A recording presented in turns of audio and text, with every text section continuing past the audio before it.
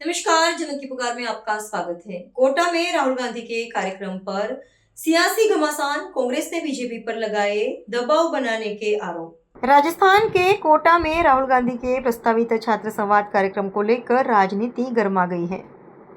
कांग्रेस ने भाजपा सरकार पर आरोप लगाया है कि राहुल गांधी के कार्यक्रम को रोकने और छात्रों की भागीदारी कम करने के लिए प्रशासनिक दबाव बनाया जा रहा है। कांग्रेस प्रवक्ता रागिनी नायक का दावा है कि कोटा में राहुल गांधी के पोस्टर और होर्डिंग हटाए गए, वहीं कोचिंग संस्थानों पर भी दबाव डालने की कोशिश की गई। कांग्रेस का कहना है कि युवाओं के बीच राहुल गांधी की बढ़ती लोकप्रियता से भाजपा घबराई हुई है। दूसरी ओर भाजपा ने इन आरोपों को राजनीतिक बयानबाजी बताया है। आखिर क्या है पूरा मामला और क्यों कोटा बना है देश की राजनीति का नया केंद्र, देखिए हमारी ये खास रिपोर्ट। नमस्कार। आज एक बहुत ही महत्वपूर्ण दिन है और इस महत्वपूर्ण दिन की महत्वपूर्ण प्रेस वार्ता में आए सभी प्रेस बंधुओं का, साथियों का, मीडिया कर्मियों का मैं स्वागत करती हूँ, अभिनंदन करती हूँ और इस्तकबाल करती हूँ। और ये जानते हुए कि बहुत सारे हमारे मीडिया के साथी आज कोटा भी पहुँच रहे हैं, आप लोगों ने समय निकाला, मैं बहुत आभारी हूँ। और अपनी बात मैं महाप्राण निराला की एक कविता की कुछ पंक्तियों से करना चाहती हूं जो देश की युवा शक्ति को समर्पित है। तो निराला कहते हैं कि बहने दो, बहने दो, रोक टोक से कभी नहीं रुकती है, यौवन मद की बाढ़ नदी की किसे देख झुकती है, गरज गरज ये क्या कहती है कहने दो, अपनी इच्छा से प्रबल वेग से बहने दो। तो मुझे लगता है कि समय आ गया है कि नौजवान अपनी शक्ति को, अपनी ताकत को, अपनी ऊर्जा को और अपने प्रबल वेग को अनुकूल परिस्थितियों में नहीं बल्कि प्रतिकूल परिस्थितियों में भी इस देश की सरकार को दिखाएं और इस सोती हुई सरकार को जगाएं।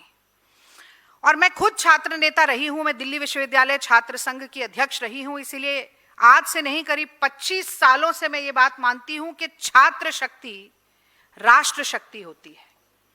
जो आज का युवा है वो हमारे देश का कल है, हमारे देश का भविष्य है। और इतिहास गवाह है इस बात का कि जब जब किसी देश का नाम विश्व पटल पर स्वर्णिम अक्षरों में लिखा गया तो उसकी कलम नौजवानों के हाथ में थी। इतिहास गवाह है कि जब भी किसी देश के नव निर्माण की नींव का पत्थर लगाया गया तो उसे नौजवानों के मजबूत कंधों ने ढोया है। और इतिहास गवाह है इस बात का कि अन्याय, अत्याचार, शोषण, भ्रष्टाचार, हिंसा के खिलाफ जब जब क्रांतिकारी गतिशीलता जन्मी है तो वो जन्मी है युवाओं के बीच से, नौजवानों के बीच से, देश के छात्र छात्राओं के बीच से। और मैंने इसलिए कहा कि आज का दिन महत्वपूर्ण है क्योंकि आज का दिन ऐतिहासिक है और आने वाले समय में इतिहास इस बात की गवाही फिर से देगा कि मोदी जी के राज में, मोदी सरकार में जब पेपर लीक ने, रद्द परीक्षाओं ने, परीक्षा में हो रहे कुप्रबंधनों ने, घोटालों ने, स्कैम्स ने, निजीकरण ने, आसमान छूती हुई फीस ने इस देश के नौजवानों के सपनों को चकनाचूर किया, नौजवानों की उम्मीदों को, आशाओं को औंधे मुंह गिराया, तब इस देश के नेता प्रतिपक्ष ने, जननायक ने, राहुल गांधी जी ने कमान संभाली।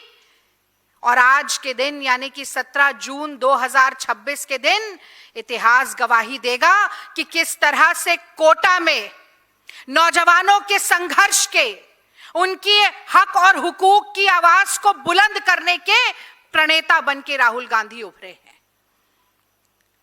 और मैं ये भी जरूर कहना चाहती हूं कि कोटा सिर्फ राजस्थान का एक शहर नहीं है, इस देश के लाखों करोड़ों विद्यार्थी और अभ्यर्थियों के उज्जवल भविष्य के सपनों की राजधानी है। और जैसे ही, आप कमाल की बात देखिएगा कि जैसे ही मोदी सरकार को यह पता चलता है कि कोटा में राहुल गांधी जी जेनजी से मिलने वाले हैं, उनके मन की बात सुनने वाले हैं, तो अफरा तफरी मच जाती है मोदी सरकार। तो मोदी जी, मैं पूछना चाहती हूं, मोदी जी कांप काहे रहे हैं इतना? देश में सरकार आपकी, राजस्थान में सरकार आपकी, कोटा के सांसद जो लोकसभा के स्पीकर हैं वो भी आपके, और इतने आपके हैं, कितने आपके हैं हम सब हर बार संसद सत्र में देख ही लेते हैं। तो ये सब कुछ आपका, तंत्र आपका, प्रशासन आपका, तो ये सारी सरकारी ताकत आपने एक कार्यक्रम को सैबोटेज करने के लिए क्यों झोंक दी है भाई? आप तो G7 की मीटिंग में हैं, वहां थोड़ा कुछ काम कर लीजिए, वहां तो कुछ हो नहीं रहा है। तो जैसे ही सरकार को खबर मिलती है, डर के मारे पसीना छूट जाता है। और जो G7 के शिखर सम्मेलन का मैंने जिक्र किया, वहां पर आप देख ही रहे होंगे कि किस तरह से भारत के 3 नाविकों की हत्या के बाद पहली मीटिंग थी ट्रंप के साथ, और उसमें किस तरह से खीसे निपोर रहे हैं मोदी जी और हा हा खी कर रहे हैं। वो बेशर्मी को तो दर्शाता ही है, पर साथ में मुझे वो गाना भी याद दिलाता है कि तुम इतना जो मुस्कुरा रहे हो, क्या गम है जिसको छिपा रहे हो। तो नाविकों का गम तो है नहीं, क्योंकि उसके बारे में तो चर्चा की नहीं। गम ये है कि राहुल गांधी कहीं जाकर एक क्रांति ना खड़ी कर दें, कि नौजवान अपने हक को मांगने के लिए आज गतिशील ना हो जाएं। इस गम में जी रहे हैं, शायद रात को नींद भी नहीं आ रही होगी। एक वीडियो आपको दिखाना था, वो कुछ तकनीकी खराबी के कारण दिखा नहीं पा रहे, पर वो बहुत वायरल है। तो वो वीडियो दिखाता है कि सारी प्रशासनिक ताकत, सारी सरकारी ताकत को झोंक दिया गया कि कोई होर्डिंग पोस्टर ना लग पाए। हर हॉस्टल में, हर पीजी में, हर कोचिंग इंस्टीट्यूट में, हर गेस्ट हाउस में एक डराने और धमकाने की कवायद शुरू हो गई है कि किसी तरीके से छात्रों को जाने से रोक दिया जाए। वो वीडियो भी चल रहा है, आप जरा ये वीडियो देखिए। तो कैसे जैसे ही होर्डिंग लगता है, पीछे से ये गाड़ी चलती है वहां कोटा के प्रशासन की, और जो एक एक करके सारे होर्डिंग को, पोस्टर बैनर को हमारे उतारती जाती है। दिखाइए,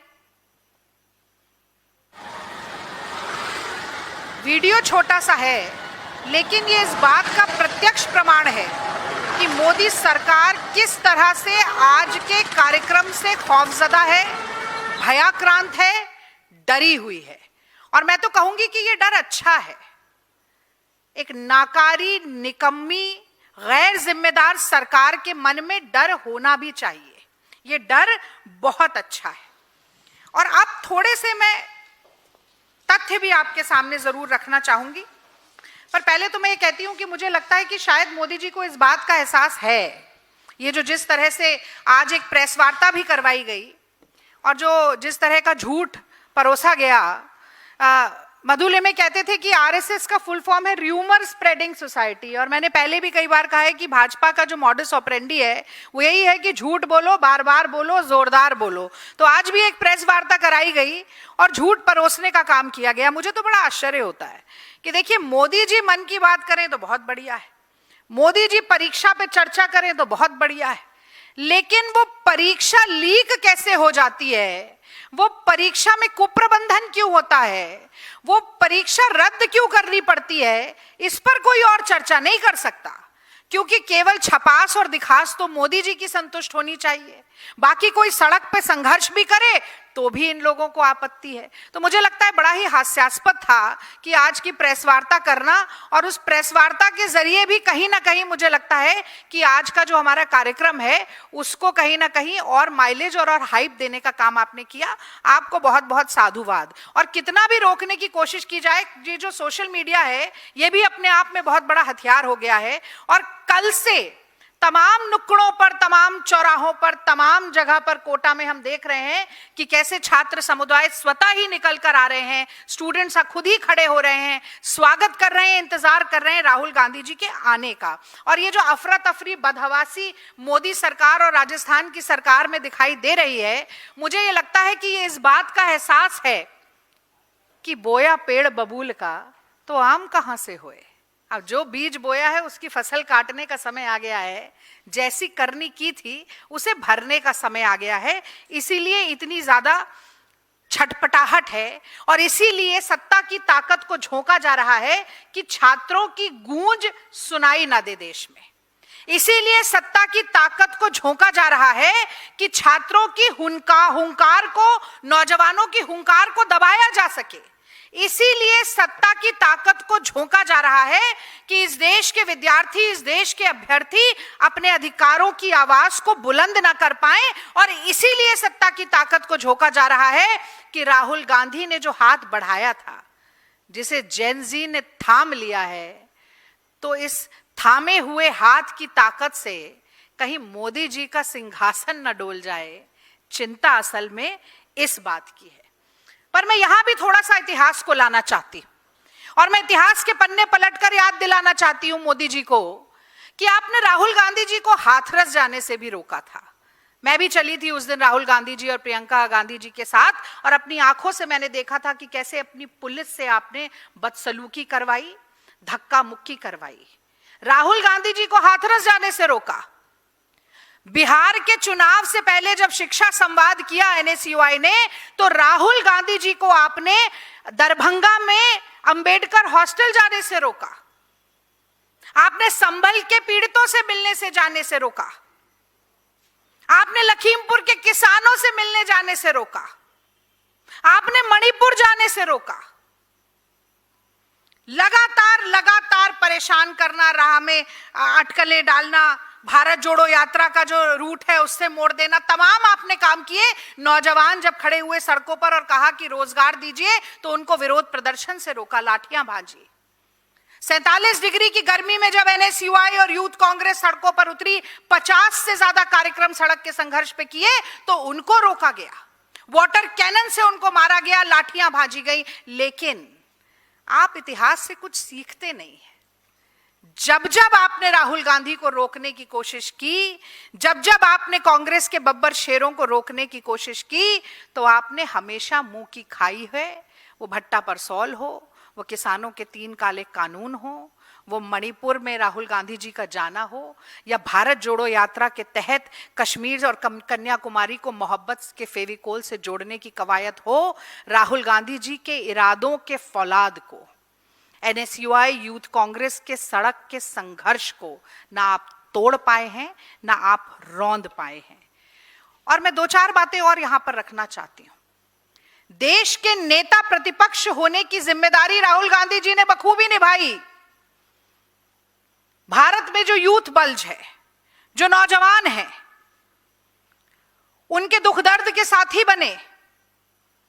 बार बार जो पेपर लीक होते हैं, बार बार जो मेहनत की लूट होती है, बार बार जो सपनों का सत्यानाश किया जाता है आपकी सरकार और एक पूरे भ्रष्ट और ठप शिक्षा मंत्रालय के जरिए, उसको बहुत मुखर होकर संसद में उठाया। और गर्व है मुझे इस बात का कि इकलौते नेता थे ऐसे देश में जिन्होंने कदम से कदम, कंधे से कंधा और आवाज से आवाज इस देश के नौजवानों के साथ मिलाया।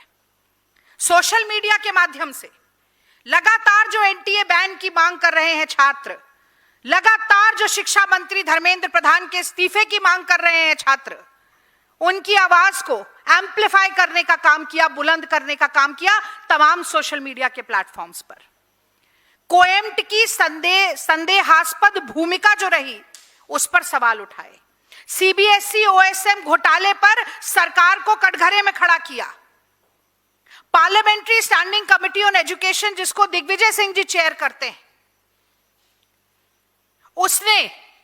उस कमिटी ने मौका दिया कि सार्थक सिद्धांत वहां पर आए, जो कि विसिल ब्लोअर थे इस पूरे प्रकरण के, एक 17 साल का होनहार जागरूक लड़का, उसको प्रेजेंटेशन करने का मौका दिया। राहुल गांधी जी छात्रों के मन की बात सुनने के लिए एक डेलीगेशन से मिले, समस्या को समझा, क्या असमंजस है भविष्य को लेकर, क्या दुविधा है परीक्षाओं को लेकर, इसको जाना, नब्ज को टटोला। अब मैं जानना चाहती हूं, शिक्षा मंत्री धर्मेंद्र प्रधान ने मुंह छिपाने के अलावा इस पूरे प्रकरण में क्या किया? मैं जानना चाहती हूं कि अपने मुंह पर ताला लगाने के अलावा नरेंद्र मोदी ने क्या किया? एनएसयूआई यूथ कांग्रेस ने 50 बड़े संघर्ष किए, सड़क के संघर्ष किए। विद्यार्थी परिषद और भारतीय जनता पार्टी के युवा मोर्चे ने क्या किया? और शर्म तो इस बात पे आनी चाहिए आज विद्यार्थी परिषद के हर सदस्य को भी कि धर्मेंद्र प्रधान खुद भी विद्यार्थी परिषद से आते हैं। और जब नेता ऐसा हो तो उसके कार्यकर्ता, उसके फॉलोअर्स कैसे होंगे? जिस समुदाय का प्रतिनिधित्व करते हैं उस समुदाय के साथ आपने क्या किया, मैं जानना चाहती हूं। पर सवालों के जवाब देना तो आपकी तासीर में है ही नहीं। तो मैं ही बताती हूं, चाहे मोदी जी हो, चाहे धर्मेंद्र प्रधान हो, चाहे विद्यार्थी परिषद हो, चाहे युवा मोर्चा हो, कोई भाजपाई हो, संघी हो, अंधभक्त हो, आप लोगों ने इस देश के नौजवानों के साथ सिर्फ विश्वासघात किया है।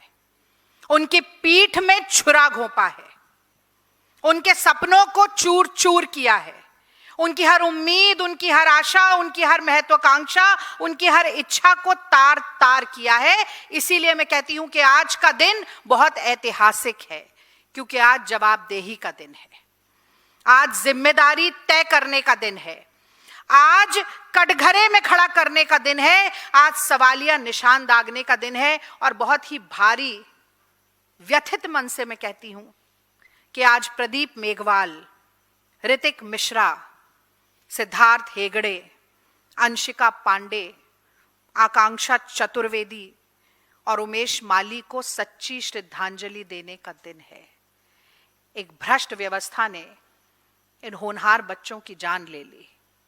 आज श्रद्धांजलि उस नौजवान को भी देंगे हम, जो सुनहरे चमचमाते सपने लेकर एक खचाखच भरी ट्रेन में बैठा, सिर्फ इसलिए कि एग्जाम सेंटर तक पहुंच जाए।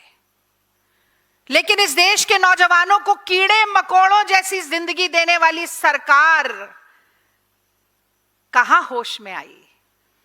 वो घुटन से दम तोड़कर मर गया, एक शब्द किसी के मुंह से नहीं निकला। ऐसी संवेदन शून्य सरकार है ये, ऐसे संवेदन शून्य प्रधानमंत्री हैं कि किसी भारतीय के जान की कोई कीमत नहीं। कल भी वहां पर मेलानी जी के साथ इंस्टाग्राम पर कितने वायरल हुए, इस पर चर्चा कर रहे थे हमारे देश के प्रधानमंत्री। शर्म आनी चाहिए, धिक्कार है। कल राहुल गांधी जी ने लिखा कि जब सरकार सुनने को तैयार ना हो तो आवाज ऊंची करनी पड़ती है। तो आज आवाज ऊंची करके सरकार को जगाने का दिन है, एक शांतिपूर्ण क्रांति के हुंकार और गूंज का दिन है। और इस क्रांति की गूंज मैं चाहती हूं कि पूरे देश में सुनाई दे। और आज इस प्रेस वार्ता के माध्यम से मैं अपील भी करती हूं कि ज्यादा से ज्यादा छात्र आज के इस कार्यक्रम से जुड़ें, राहुल जी के साथ जुड़ें, जेनजी के साथ जुड़ें। जिन छात्र छात्राओं को समस्याएं रही हैं वो तो आए ही, जिनको नहीं भी है तो अपने समुदाय के साथ खड़े होने के लिए जुड़ें। और जाते जाते एक कल जो निर्णय मोदी सरकार ने लिया, मैं सोचती हूं उस पर भी 2 शब्द जरूर कहने चाहिए। बड़ी चर्चा में वो निर्णय है। तो अब ये बात तो किसी से छुपी रह नहीं गई कि देश में बिना एयरफोर्स और आर्मी की मदद के मोदी सरकार एक कॉम्पिटिटिव एग्जाम भी नहीं करा सकती। जब तक आर्मी और एयरफोर्स का इंटरवेंशन ना हो, एक कॉम्पिटिटिव परीक्षा अच्छे से नहीं हो सकती है इस देश में। और यही कारण है मेरे ख्याल से कि 10 साल से करीब 89 पेपर लीक हुए हैं और यही सिलसिला चलता ना रहे, इसीलिए सरकार का यह कहना था कि हमने एक प्रिवेंटिव मेजर लिया है। तो भैया 90 पेपर लीक होने के बाद सरकार को प्रिवेंटिव मेजर याद आ गया, मैं तो इसके लिए ही धन्यवाद देती हूं। पर वो प्रिवेंटिव मेजर क्या है? वो प्रिवेंटिव मेजर ये है कि एनटीए की सिफारिश या अनुरोध के चलते टेलीग्राम को अगली नीट परीक्षा तक के लिए ब्लॉक या बैन कर दिया गया है। यानी कि पूरा छात्र समुदाय जिस एनटीए को बैन कराने के लिए सड़कों पर है, उस एनटीए के अनुरोध पर टेलीग्राम को बैन कर दिया गया है। तो अब मैं तो क्या ही इस पर कह सकती हूं। अब ये तो वो बात हुई कि अगर बच्चे के पेट में दर्द है तो डायपर बदल दो, अगर किसी को बुखार है तो थर्मामीटर तोड़ दो, प्याज महंगी है तो खाना छोड़ दो, शिक्षा मंत्री का इस्तीफा मांग रहे हैं तो सीबीएसई के पदाधिकारियों का तबादला कर दो, और एक स्ट्रक्चरल प्रॉब्लम की रूट कॉज या जड़ पर जाने के बजाय एक बैंडेड सॉल्यूशन उसके ऊपर चिपका दो, थोड़ी लीपापोती कर दो, थोड़ा सा नी जर्क रिएक्शन दे दो और कुछ समय के लिए लोगों को चुप करा दो। लेकिन ये अब बहुत पुरानी तकनीक हो गई है मोदी जी, अब ये चलने वाली है नहीं। और देखिए विपक्ष तो बाद में बोलेगा, पहले कल टेलीग्राम के सीईओ और फाउंडर जो हैं पावेल दुरोव जी, उन्होंने कहना शुरू कर दिया। अब वो पूछ रहे हैं कि ये तो बता दीजिए कि आप इतने नकारा और निकम्मे हैं कि आप एग्जाम नहीं करा पा रहे हैं, तो जो 15 करोड़ टेलीग्राम के यूजर हैं वो क्यों खामियाजा भुगतेंगे। फिर वो कह रहे हैं कि अगर आपका सिस्टम ठीक नहीं है तो पेपर लीक तो किसी और प्लेटफॉर्म पर शिफ्ट हो सकता है, वीपीएन बदलकर लोग टेलीग्राम का इस्तेमाल कर सकते हैं। और एक बात उन्होंने पूछी जो गौरतलब है, उन्होंने कहा कि ये मुझे लगता है कॉम्पिटिटिव वॉर के चलते ये बैन या ब्लॉक किया गया है। वो Reliance is partially owned by Meta जो व्हाट्सएप चलाता है, तो ये व्हाट्सएप को तरजीह दिलाने के लिए तो ऐसा नहीं है आपने किया कि टेलीग्राम को बैन कर दिया, अब हम तो कुछ नहीं कहेंगे। देखिए हम बोलेंगे तो बोलेंगे कि बोलती है, क्योंकि अब व्हाट्सएप पर तो पूरी यूनिवर्सिटी चल रही है, सारा अंधभक्तों का ज्ञान, सारा ट्रोलर्स का ज्ञान, कांग्रेस के लिए झूठ पे झूठ, सारा व्हाट्सएप यूनिवर्सिटी से में परोसा जाता है। और अब हम नहीं जानते कि मोदी जी की डिग्री कितनी सच्ची है नहीं है, पर अब ये समझ में आ रहा है कि कहा मोदी जी ने था कि ना खाऊंगा ना खाने दूंगा, पर लगता है कि असल में वो है ना पढ़ा था ना पढ़ने दूंगा, ना डिग्री ली थी ना लेने दूंगा। पर हाँ नहीं, माफ कीजिए भाई, एंटायर पॉलिटिकल साइंस की डिग्री तो है मोदी जी के पास, वो हमें नहीं भूलना चाहिए। बहरहाल ये आरोप प्रत्यारोप तो चलते रहेंगे। आज मोदी जी दुनिया के किसी भी कोने में हो, अंतिम बात मैं ये कहना चाहती हूं कि 17 जून आज कोटा में, 10 जुलाई इलाहाबाद में, 11 जुलाई को पटना में और 14 जुलाई को दिल्ली में जेनजी की आवाज बुलंद होगी। नेता प्रतिपक्ष राहुल गांधी करेंगे, एनएसयूआई विनोद जाखड़ के नेतृत्व में, यूथ कांग्रेस उदय भानु चिब के नेतृत्व में, और कांग्रेस का हर बब्बर शेर करेगा।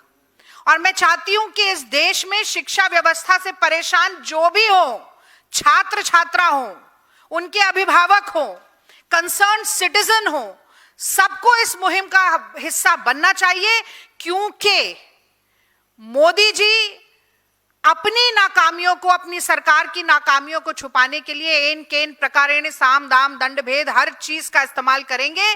और ये वक्त है कि हम भी दिखाएं कि जब जनता जागरूक होती है, जब युवा जागरूक होता है, तो सरकार का कोई पैंतरा नहीं चलता। और मैं अपनी बात पाश की एक कविता है जो मुझे बहुत पसंद है, उसकी कुछ पंक्तियों से करना चाहती हूं। तो पाश ने कहा कि मेहनत की लूट सबसे खतरनाक नहीं होती, पुलिस की मार सबसे खतरनाक नहीं होती, लालच की मुट्ठी सबसे खतरनाक नहीं होती, सबसे खतरनाक होता है मुर्दा शांति का भर जाना, तड़प का ना होना, सब कुछ चुपचाप सहते जाना, सबसे खतरनाक होता है हमारे सपनों का मर जाना। तो 2 करोड़ नौकरियों का सपना दिखाकर कैसे उस सपनों को चकनाचूर किया। पहले कहा कि जुमले हैं, फिर कहा कि नाली की गैस पर पकौड़े तलो, और आज इस लायक भी नहीं छोड़ा कि सालों साल मेहनत करने के बाद, अपनी जमीन कर्जा लेने के बाद, सोना अपनी प्रॉपर्टी गिरवी रखने के बाद जो माँ बाप पढ़ाते हैं बच्चों को, उनके पेपर लगातार लीक हो, परीक्षा रद्द हो, उनके जीवन का हर सपना तार तार हो, इस लायक करने, इस बदहाली पर छोड़ने वाले मोदी जी, आपकी जो साजिश है कि नौजवानों को इतना हताश कर दो, इतना निराश कर दो, बेरोजगारी इस कदर लाद दो कि या तो वो आत्महत्या की तरफ धकेल दिए जाएं या फिर हिंसा और सांप्रदायिकता की तरफ धकेल दिए जाएं, इस देश का नेता प्रतिपक्ष जननायक वो नहीं होने देगा। राहुल जी नहीं होने देंगे, एनएसयूआई यूथ कांग्रेस नहीं होने देगी, कांग्रेस का हर संघर्ष का साथी आपके इन मंसूबों को सफल नहीं होने देगा। बहुत बहुत धन्यवाद। और आज मैं चाहती हूं कि इसी प्रेस वार्ता से जुड़े हुए कोई सवाल हो तो वो जरूर मैं उनका जवाब देने की कोशिश करूंगी। जिक्र किया मोदी जी की डोनाल्ड ट्रंप से मीटिंग का कि वो उनको नींद नहीं आ रही है, राहुल गांधी वहां कार्यक्रम कर रहे हैं, और लेकिन वो वहां पर G7 में ध्यान दें। तो आपको क्या उम्मीद है कि जो हमारे 3 लोग मारे गए ओमान के तट पर, उसका मुद्दा वो उठाएंगे? मार्को रूबियो ने जिस तरीके की भाषा का इस्तेमाल किया हिंदुस्तान के लिए, उसका मुद्दा वो उठाएंगे ट्रंप के सामने? देखिए, ये कहा जाता है उम्मीद पे दुनिया कायम है, लेकिन अब मोदी जी से किसी को उम्मीद नहीं है, कांग्रेस को, विपक्ष को तो नहीं है, और अब इस देश की जनता को भी नहीं है। मोदी जी के कल जो फुटेज जारी हुए, उनकी भाव भंगिमा को देखकर कहीं से आपको लगता है कि वो हमारे देश के 3 नाविकों की हत्या जो अमेरिका ने की उसके प्रति जरा सी भी लेश मात्र भी गंभीरता या संवेदना उनमें है? अगर वो मेलेनी जी से ये डिस्कस कर रहे हैं कि आप और मैं इंस्टाग्राम पर कितना वायरल हुए, तो आप समझिए कि क्या गंभीरता होगी, उनके मन में क्या दुख होगा, क्या पीड़ा होगी और कितनी उनकी रीढ़ की हड्डी सुदृढ़ होगी। अगर वो ट्रंप से मिलते हुए हाहा ही खीखी फीफी कर रहे हैं और वो एक स्टर्न पोस्चर से भी ये नहीं दिखा पा रहे हैं, लाल आंखें तो छोड़िए और 56 इंच का सीना तो सुहा हो गया, उनका पोस्चर भी ये नहीं दिखा रहा है कि उनके मन में इस बात को लेकर कोई पीड़ा है, मैं समझती हूं कि बहुत ही शर्मनाक बात है। और किस तरह से बार बार हमारे मतलब आप हमारे ही जख्मों पर नमक रगड़ने की बात करते हैं।